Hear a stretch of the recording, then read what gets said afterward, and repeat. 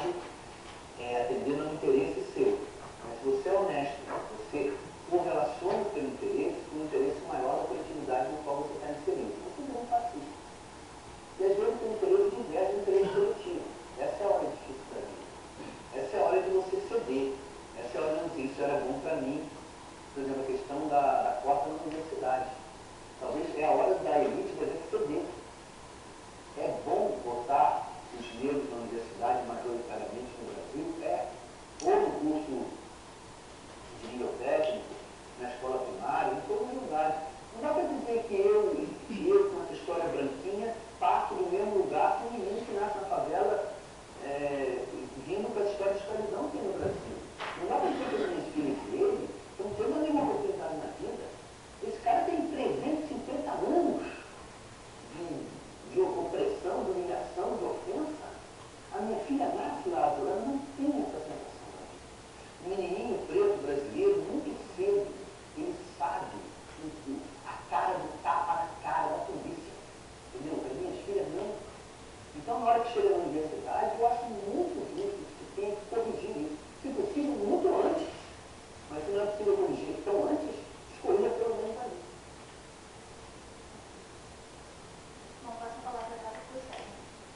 Professora, bom dia. Classe, bom dia. Para nós falarmos sobre cotas raciais, nós temos que entender um pouco de lei. Esse vídeo ele deixou muito claro a diferença que existe numa sociedade. A lei de cotas, a lei 12.711, ela simplesmente ela veio para que os negros eles tivessem a sua garantia de igualdade.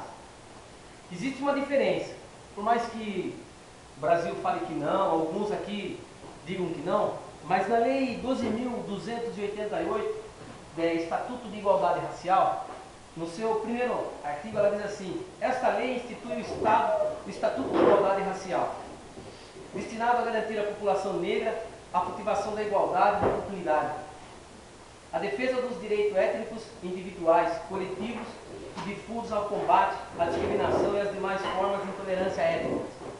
No seu artigo 2º, ele diz assim: é dever do Estado e da sociedade garantir a igualdade de oportunidade, o direito à participação na comunidade.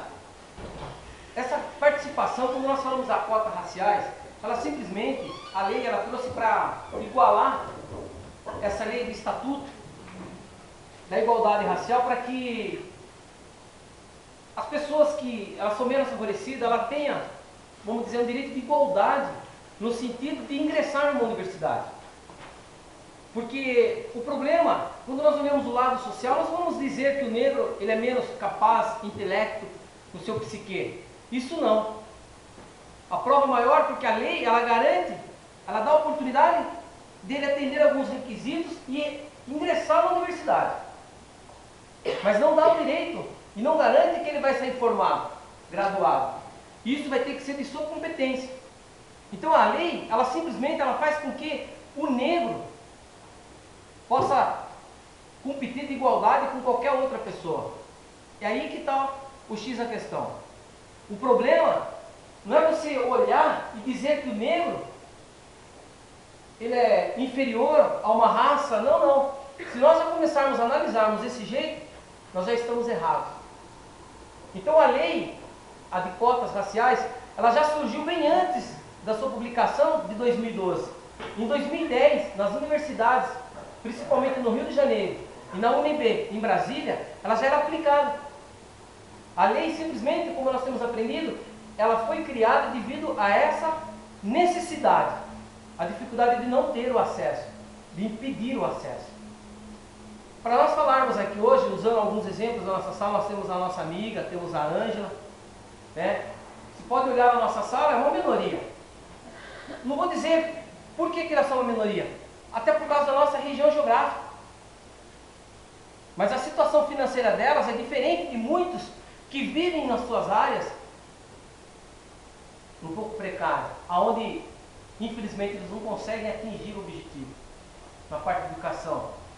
Então quando você olha essa lei, ela veio para que o Estatuto de Igualdade Racial pudesse ser cumprido, ser colocado no mesmo nível E quando você olha nesse artigo 2º, você vê que ela deixa claro que não só os negros, porque nós falamos das cotas raciais, nós já olhamos logo para os negros.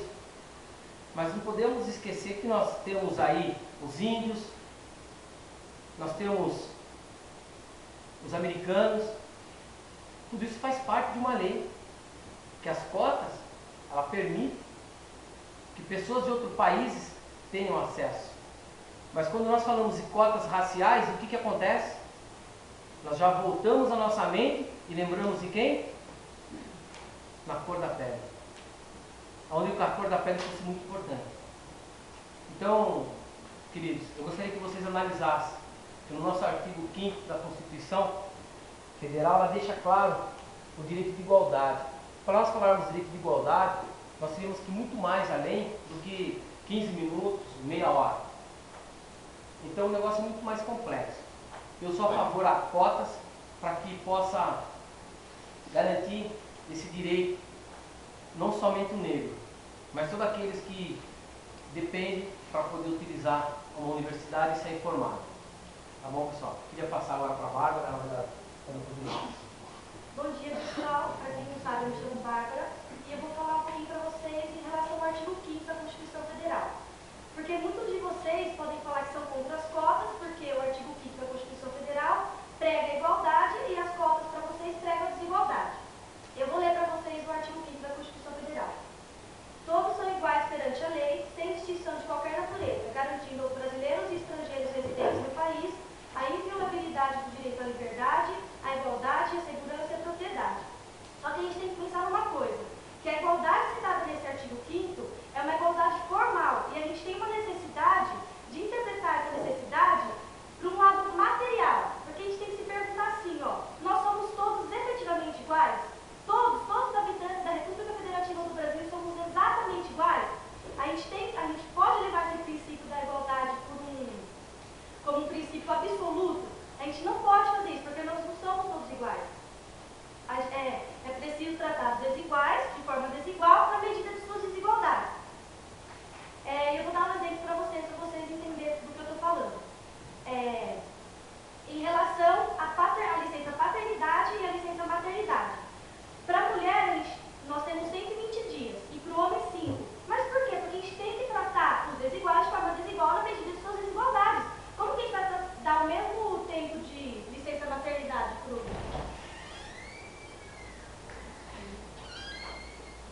licença maternidade? Para a mulher, ela tem que ter ela acabou de sair do parto, precisa cuidar do recém-nascido e tudo mais. E eu volto a repetir.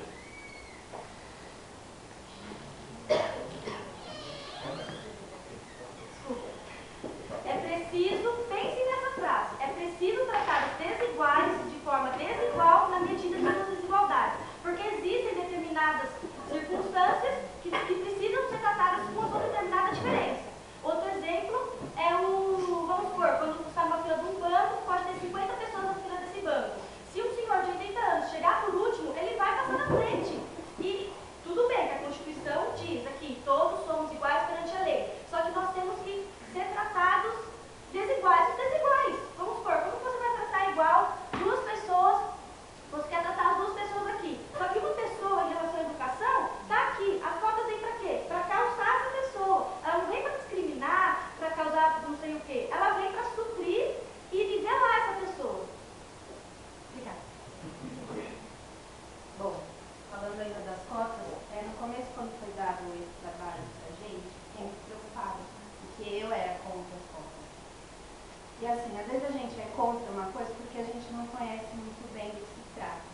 Então, quando eu fui pesquisar, eu vi todo esse lado da desigualdade que há. Na lei está, todos devem ser iguais. Não que somos diferentes, mas somos tratados iguais. A gente vê, que nem disse no vídeo, os negros têm uma dívida histórica aí de 350 anos. E os índios a mesma coisa. São pessoas assim que são colocadas meio de lado, não têm as mesmas oportunidades. Então eu acredito assim, que as cotas não é o melhor remédio, talvez não seja a solução, mas hoje ela surge como uma solução urgente, imediata. Não dá para a gente ficar esperando mais 350 anos para ver se essa desigualdade vai acabar. Não tem como a gente ficar esperando. Então, hoje, essa lei que foi criada para tentar nivelar, para que os negros tenham essa oportunidade hoje, para a geração de hoje. Tá? Não é também, acredito que não seja uma lei aí que se estenda aí por vários séculos, mas é só uma tentativa de, vamos dizer assim, uma correção social. Essa lei, ela surgiu como uma correção social, para que todos tenham oportunidade. Já que a gente sabe que, na verdade, a falha está na educação, né? Só que também a educação não é uma coisa que a gente vai corrigir em 5, 10 anos e nem sabe se vai ser corrigido. Então não dá para dizer que a gente tem as mesmas oportunidades, que eles têm as mesmas oportunidades que uma pessoa branca. A gente sabe que entre um branco e um negro, geralmente se escolhe o negro, infelizmente, então, o branco. Então, na medida, no sentido de nivelar a sociedade, as cotas ainda são o melhor remédio para que isso aconteça. Tá? Bom, para concluir, quero apenas dizer que as cotas raciais em nosso país deu certo e vem dando certo. Ela garante que as pessoas que vivem em plena pobreza, que são simplesmente 47% da nossa nação, para vocês terem uma ideia. São 47% das pessoas que vivem em plena pobreza. A cota, ela faz com que esses 47% aí tenham esse acesso. A prova maior, se nós olharmos para o nosso ministro da Justiça, o Joaquim Barbosa, embora ele seja uma exceção, eu garanto para vocês que se tivesse mais negros com a oportunidade que ele teve, nós teríamos muito mais ministros negros do que apenas um Joaquim Barbosa.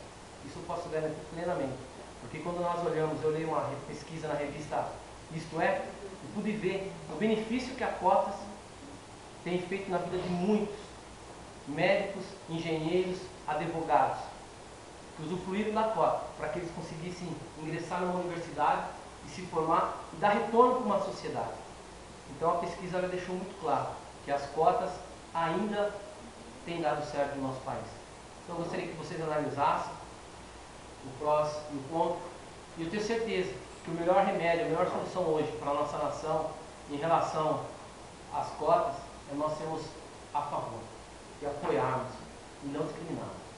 Muito obrigado. Tem mais tempo?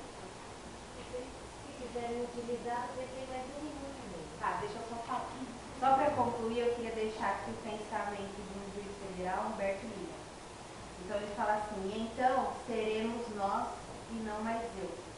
E ele coloca assim, que as cotas são justas, necessárias e urgentes. E se você não for a favor, pelo menos visite uma cadeia.